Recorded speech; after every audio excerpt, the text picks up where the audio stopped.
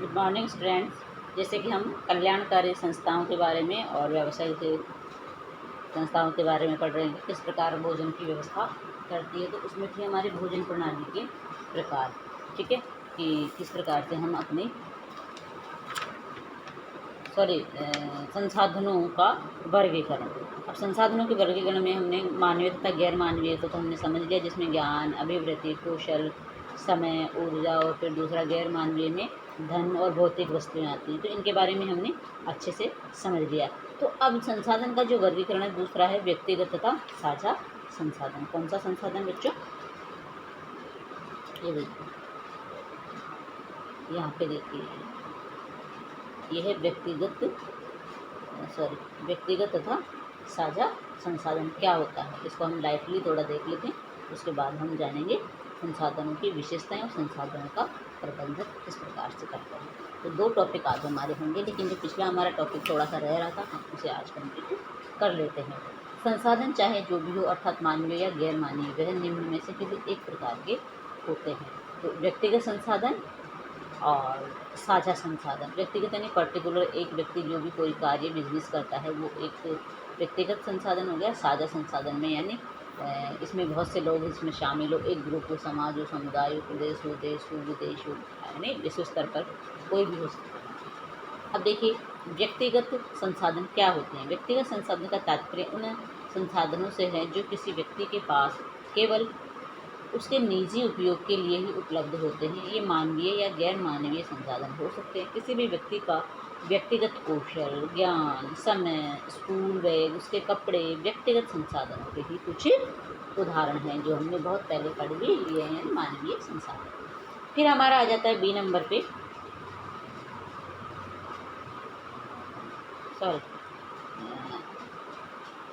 साझा संसाधन क्या होता है। अब देखिए, साझा संसाधन क्या है। साझा संसाधनों का तात्पर्य उन संसाधनों से है जो किसी समुदाय, समाज, प्रदेश, देश अथवा विश्व के सभी सदस्यों के लिए उपलब्ध होते हैं। साझा संसाधन प्राकृतिक अथवा सामुदायिक आधारित हो सकते हैं। फिर है हमारा थर्ड, प्राकृतिक तथा सामुदायिक संसाधन। अब सबसे पहले हम आपकी स्क्रीन पे जो दिख रहा है प्राकृतिक संसाधन को हम एक बार जान लेते हैं। प्राकृतिक संसाधन का तात्पर्य उन संसाधनों से है जो हमें प्रकृति द्वारा प्रदान किए जाते हैं तथा सभी के उपयोग के लिए उपलब्ध होते हैं, जैसे कि जल, पहाड़, वायु इत्यादि। पर्यावरण की सुरक्षा हेतु इनका विवेकपूर्ण उपयोग जरूरी है। फिर है इसमें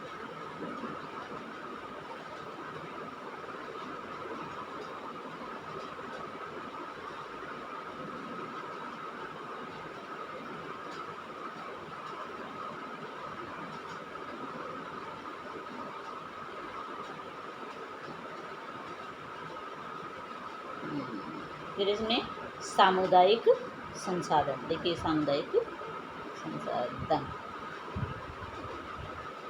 इसको देख लेते हैं हम।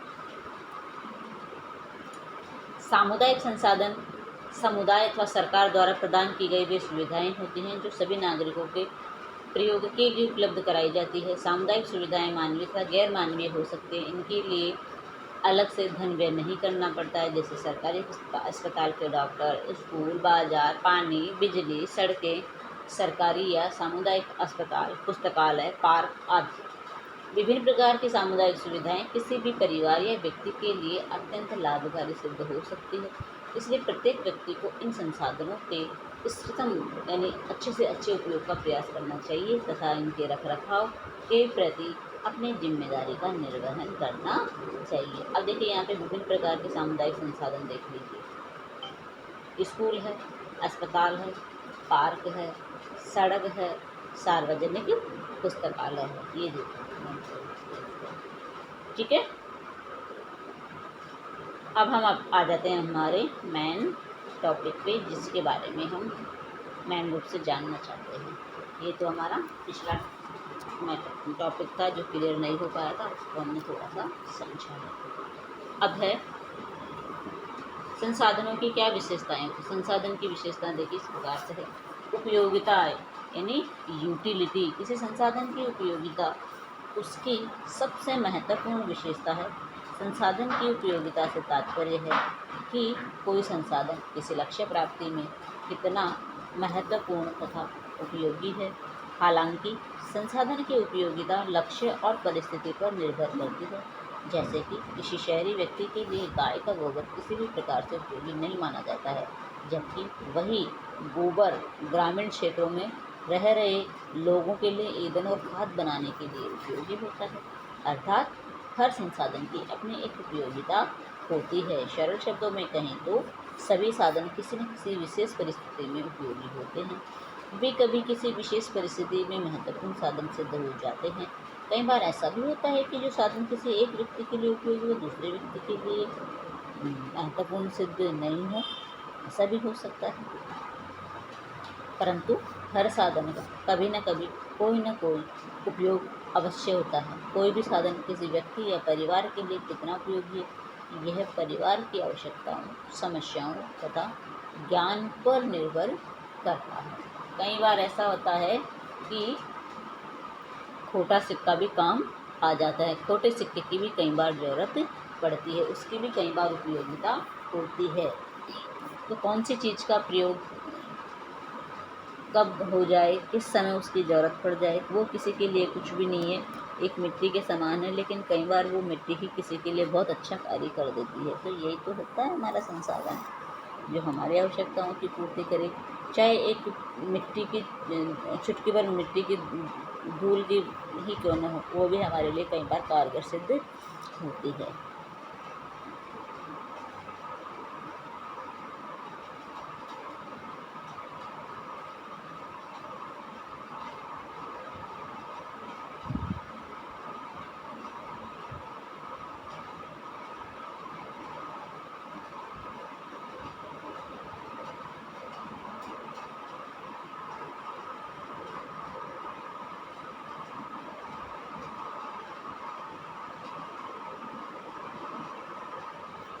दूसरा है सुलभता या फिर कहें उपलब्धता। बहुत से संसाधन ऐसे हैं जो अन्य संसाधनों की अपेक्षा काफ़ी आसानी से उपलब्ध होते हैं, जैसे कि सूर्य की रोशनी ईंधन की अपेक्षा आसानी से उपलब्ध होती है। वहीं कुछ लोगों को दूसरों की तुलना में संसाधन अधिक सरलता से उपलब्ध होते हैं, जैसे कि अमीर लोगों को गरीबों की अपेक्षा संसाधन आसानी से उपलब्ध होते हैं। इसके अतिरिक्त संसाधनों की उपलब्धता समय के अनुरूप भी बदलती रहती है, जैसे कि बारिश के मौसम में जल सूखे के मौसम की अपेक्षा पर्याप्त मात्रा में उपलब्ध होता है।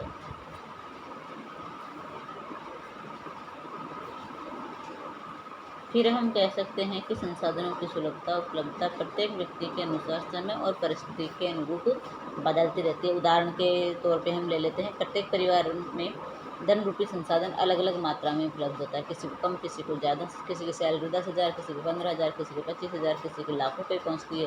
तो हुआ ना, अलग अलग संसाधन का तरीका अलग अलग हुआ भाई, क्योंकि इसकी सुलभता अलग है, इसकी उपलब्धता सबके लिए अलग अलग रहती है। अर्थात किसी के पास आवश्यकता से अधिक, किसी के पास आवश्यकता के अनुरूप, तो किसी के पास आवश्यकता से भी कम। वो हमेशा जूझता ही रहता है, कंटिन्यू परिश्रम करने के बाद भी उसे धन प्राप्त नहीं होता है। कुछ लोग ऐसे हैं जो बड़े ऐश और आराम से रहते हैं, भगवान का दिया सब कुछ है, अनाप शनाप पैसा उनके पास आ रहा है, जितनी उनकी आवश्यकता नहीं है उतना पैसा उनके पास होता है।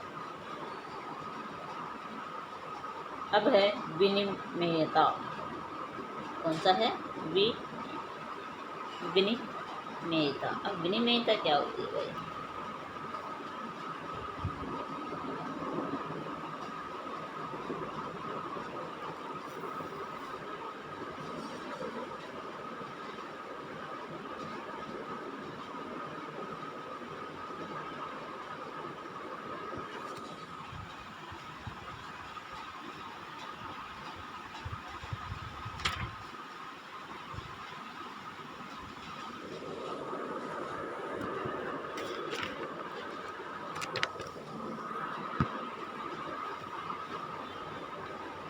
हाँ, लगभग सभी संसाधनों के स्थानापन्न या विकल्प अल्टरनेट होते हैं, कई विकल्प होते हैं सभी के पास संसाधन प्राप्त करने के। यदि किसी परिस्थिति में एक संसाधन कम मात्रा में उपलब्ध हो या बिल्कुल भी उपलब्ध नहीं होता है, तो उसके स्थान पर दूसरे संसाधनों को प्रतिस्थापित किया जा सकता है।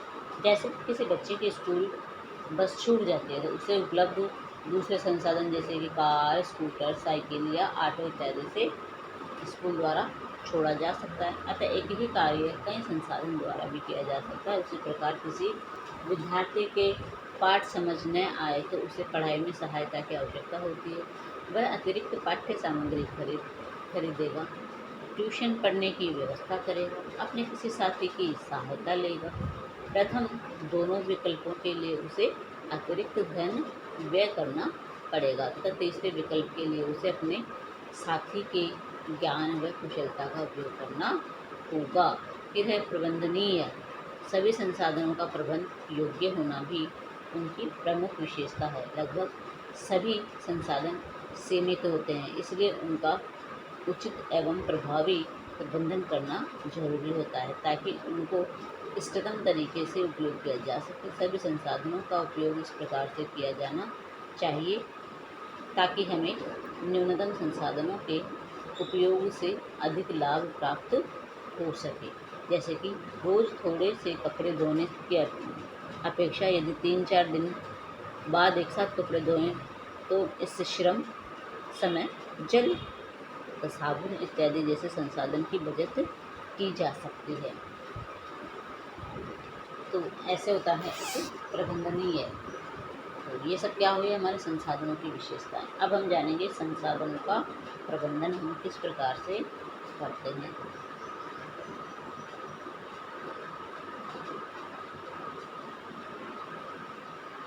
कोई भी संसाधन, अब देखिए संसाधनों के प्रबंधन का अर्थ है उपलब्ध संसाधनों का सर्वोत्तम उपयोग करना।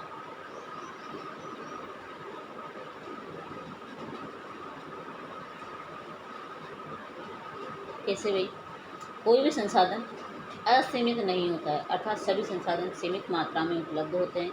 इसलिए विभिन्न लक्ष्यों, उद्देश्यों को शीघ्र ही दक्षता से प्राप्त करने के लिए संसाधनों का प्रभावी ढंग से उपयोग करना अर्थात उनका उचित प्रबंधन करना जरूरी है ताकि संसाधन बर्बाद नहीं जाए। उदाहरण के लिए हर व्यक्ति के पास दिन में 24 घंटे ही उपलब्ध होते हैं। एक और जहाँ कुछ लोग समय सारणी बनाते हैं और अपने लक्ष्यों, उद्देश्यों की पूर्ति के लिए हर पल का उचित उपयोग करते हैं, वहीं कुछ लोग बिना किसी प्रबंधन योजना के अपना प्रत्येक समय ऐसे ही व्यर्थ कर देते हैं।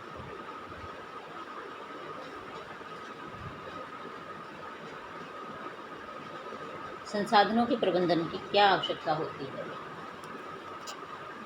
देखिए हमें सभी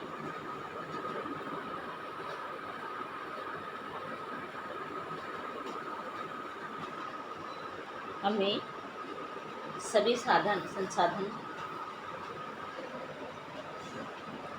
पर्याप्त मात्रा में उपलब्ध नहीं होते हैं। ये सभी के पास सीमित मात्रा में होते हैं, इसलिए इन्हें व्यर्थ प्रयोग करके गंवाना नहीं चाहिए। संसाधनों को यदि उचित प्रकार से व्यवस्थित किया जाए तो इनके प्रयोग से अधिक आवश्यकताओं व लक्ष्यों की पूर्ति की जा सकती है। संसाधनों के प्रबंधन की आवश्यकता निम्नलिखित कारणों से होती है। सभी साधन सीमित होते हैं, फर्स्ट, ठीक है। मनुष्य की इच्छाएं असीम होती हैं, जबकि उपलब्ध साधन सीमित होते हैं। जैसे कि दिन में 24 घंटे, निश्चित वेतन तथा सीमित ऊर्जा इत्यादि। ऐसी स्थिति में उपलब्ध साधनों की व्यवस्था करना अत्यंत आवश्यक हो जाता है। साधनों के उपयोग से पहले उनकी सीमा को ध्यान में रखा जाना चाहिए।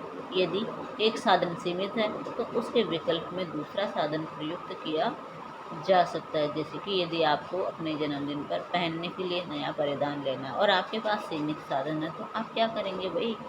खुद सिलाई कढ़ाई करके समय तथा कौशल से जैसे कि साधनों का प्रयोग करके अपने लिए परिधान बना सकती हैं। यदि समय व कौशल कम हो तो अधिक धन व्यय करना पड़ेगा। बहुत सी महिलाएं ऐसी होती हैं जब उनको लगता है कि हम यह कपड़ा मार्केट से नहीं खरीद सकते हैं, तो वो अपने बच्चों को जो अपने पुराने या कोई दूसरा जो वस्त्र होता है उससे एक अच्छी सी ड्रेस तैयार करके उसे पहना देती है, जिससे उसके धन की बचत होती है और बच्चा भी खुश हो जाता है। सेकेंड है संसाधनों की दीर्घकालिक उपलब्धता बनी रहे। जैसा कि हम जानते हैं कि सभी साधन सीमित होते हैं, तो सभी को इनका उपभोग समझदारी से तथा विवेकपूर्ण ढंग से करना चाहिए, ताकि संसाधन न केवल वर्तमान पीढ़ी के लिए बल्कि आने वाली पीढ़ी के लिए भी लंबे समय तक उपलब्ध रहे। उदाहरण के लिए पेट्रोल, डीजल आदि ऊर्जा के महंगे एवं अनवीकरणीय स्रोत हैं। यदि हम केवल इन्हें इसलिए खरीदते तथा उपयोग करते हैं क्योंकि हमें इन्हें क्रय करने की क्षमता है।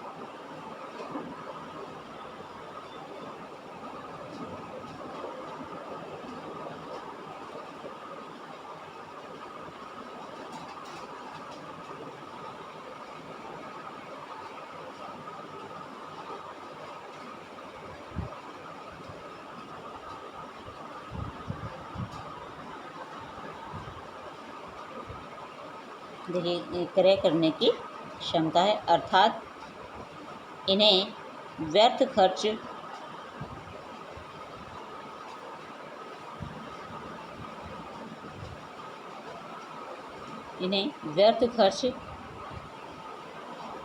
करते रहें तो आने वाले समय से इनकी उपलब्धता अत्यंत सीमित हो जाएगी।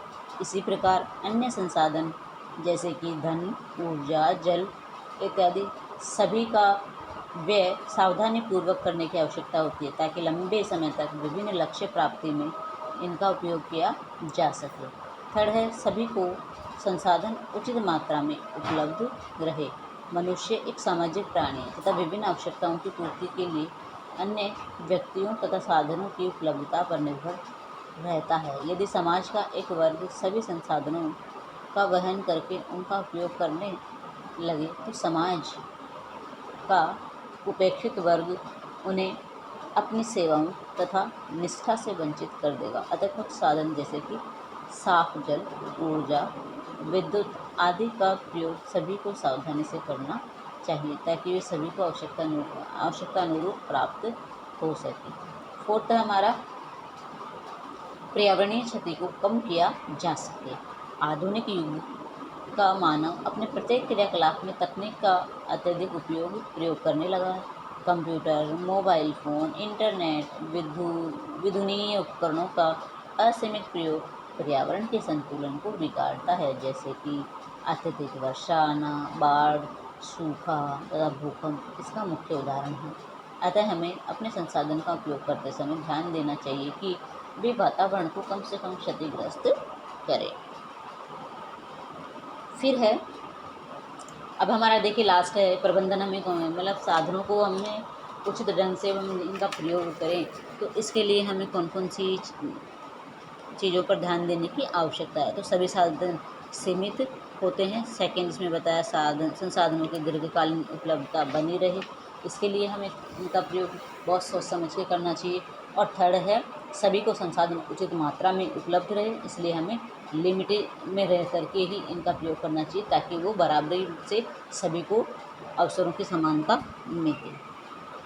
फिर फोर्थ है कि पर्यावरणीय क्षति को कम किया जा सकता है यदि हम संसाधनों को एक पहले से व्यवस्थित या ढंग से एक योजना बना करके हम इनका मुकाबला करें, इनको जो भी करें, तो हम बहुत सी चीज़ों को बचा सकते हैं जो दूसरों को भी फ़ायदा हो। फिर है लास्ट है इसमें जनसंख्या वृद्धि के कारण साधनों में निरंतर कमी आ रही है। जनसंख्या में बेहताशा वृद्धि के कारण कई साधन सीमित होते जा रहे हैं, तो कई निरंतर घट रहे हैं। इस कारण से भी साधनों को उचित रूप में व्यवस्थित करना और भी आवश्यक हो गया है। यानी कुल मिला के जो संसाधन हमें प्रकृति से मिले हैं या मानव निर्मित संसाधन हैं, उन्हें हमें लिमिट में रह करके एक सीमित मात्रा में ही खर्च करना चाहिए। अनाप शनाप खर्चा हमें नहीं करना चाहिए, क्योंकि जिस तरीके से हमारी जो जनसंख्या वृद्धि बढ़ रही है उस मात्रा में हमें ये जो संसाधन है वो हमारे लिए कम पड़ रहे हैं, या तो ये नष्ट हो जाते हैं या फिर हम इनका गलत प्रयोग करते हैं, इससे हमें इनकी कमी महसूस होती है।